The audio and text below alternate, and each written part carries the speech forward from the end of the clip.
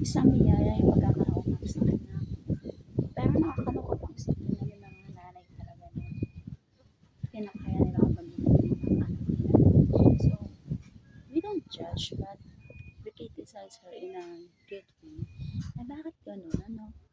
9 months mong pinaglihi, pinaghirapan na mabuo dyan mo, tapos pagkalabas ng anak mo, biglang ganun-ganun na lang. Sayangin na rin yung buhay mo.